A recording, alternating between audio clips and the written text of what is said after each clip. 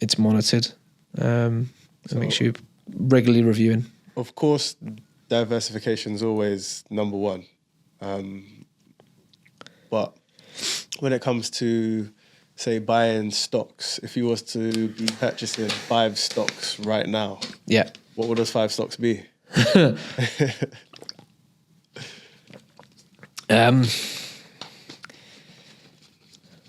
I don't know. So I'm not I'm not a stockbroker. Okay. Not a day trader. It's not my skill set. And if I was to give any stocks as that, like, I thought were good companies to invest in, I'd be saying it flippantly, because I don't know which 5 stocks are going to do well in the next. Because if I'm going to recommend anything to any client or anybody individually, it's a long-term recommendation. Yeah. You know, I'm not giving advice on how to make money quickly. So, as a long-term recommendation, there's no way that I can just say these 5 stocks in the next 5 years plus will do better than everything else. Because I don't know enough about. No one could even guarantee that anyway, even if you. Of course not. And this is what frustrates me about, you know, what people try and sell on social media, and they're trying to give their stock picks, and they say, these are the stocks I've invested in, you should do the same, and all this sort of stuff. Well, right now it might look like a good thing. Something could change tomorrow, which means that stock is no longer a good stock choice. And are they going to be advising all the people that they told to buy it there and then that they also now need to sell? And what if that person doesn't get the message?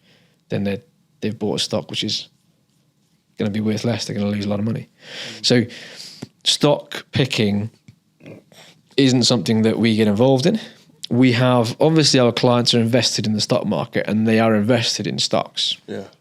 But those stocks are picked by expert third-party investment managers. So they'll build stock portfolios, and it won't be 5 stocks. It'll be 50, 60, 70, 80. A huge spread of stocks. Risk spreads with more and different territories, different sectors, and they will put like an inhumane amount of effort into deciding whether or not to buy a stock within that portfolio. So by the time they've got to a point where they say, right, this stock we're going to purchase in this portfolio. So all our clients who are invested in this portfolio will now have exposure to this stock. For them to get to that point, they have to go through a huge amount of research, analysis. Quite often, they'll actually sit face to face with the board of that company and grill them on future plans, on their balance sheets, on their structure, whatever it might be. And at that point, they'll make a call and maybe add it, maybe not it, maybe put it on a watch list. So for anybody out there who's got little to no qualifications in financial advice, to just tell people to buy certain stocks is farcical, because they don't know what they're talking about.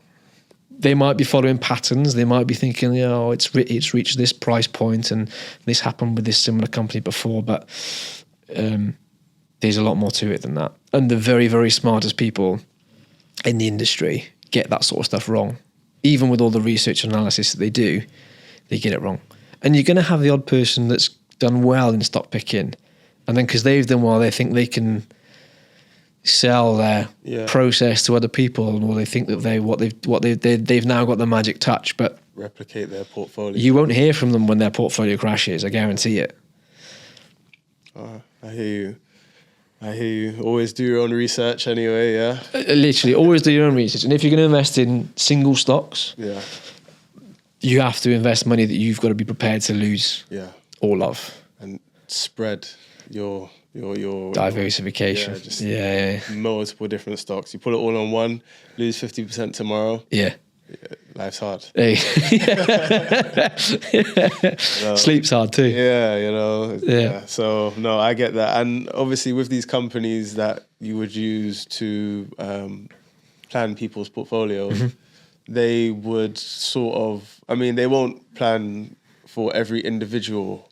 They would already have sort of portfolios that they've already done extensive research on and built and then mirror that portfolio for somebody else. Yeah.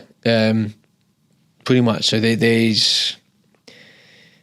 there's typically two ways that they can do it. There's more than two ways, but the two main ways is they have things like model portfolios, which are completely fixed, completely set. Yeah. This is the portfolio. They manage it, so they make changes within the portfolio.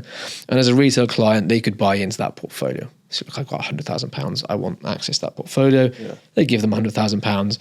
That portfolio total fund has gone from 4.5 billion to 4.5 and a tiny bit billion. You know, that will have thousands of clients' money all invested in the same portfolio. Clients can't influence it. There's nothing that anybody can do about it. The investment managers run it, and that's it. Now I have close relationships with investment managers that are, actual bespoke investment managers.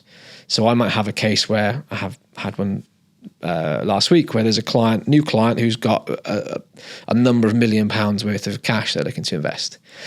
And in those instances where there's, complex tax management needed, specific income requirements of quite tailored sort of investment mandate, I'd go to an investment manager directly and I'd say, we'd sit down and we'd be like, look, these are the requirements, these are the needs, and I need you to build me a bespoke portfolio for this client. And then they will literally build a bespoke portfolio. So that'll be designed for their income needs, their risk mandate, whether they're in accumulation or decumulation. Okay. So yeah, there's a whole range of different types of portfolios that can be built dependent on what the client needs. Now, to access that level of sophisticated investment management, there is a barrier to entry because the cost of that sort of service is often done on the percentage base of the portfolio, but some of those fees are going to be fixed. So for a lower value, the fees are going to be prohibitive. So realistically, that level of management is only really available if you've got significant level of assets. Okay. And needs are measured on things like maybe age, on when they want to withdraw parts of it, or time horizon, how much they're looking to withdraw. Have they got capital needs? Have they got large expenditure coming up? Is it ad hoc? Is it regular? Dividends and stuff like that. Yeah. That sort of stuff. Some people can earn enough from dividends to now just earn a living, right? Exactly. So if somebody said, look, I need 20 grand a year to live off. Yeah. And they've got £1 million. Chances are £1 million portfolio, even if it's diversified across lots of asset classes, will earn enough natural yield, and that comes from interest and dividends, to cover the 2% they require to make their £20,000 income. Yeah. Forget the capital growth of the underlying value of the holdings, which typically is the largest element of, the largest contributor to the growth of that portfolio. Yeah. You might not need to dip into that at all. Rich they're richer, right? With making decisions like that, with having their stocks pay them without even taking any of the growth and allowing that to just exactly. I mean, this is another thing that keep mentioning his name, Gary Stevenson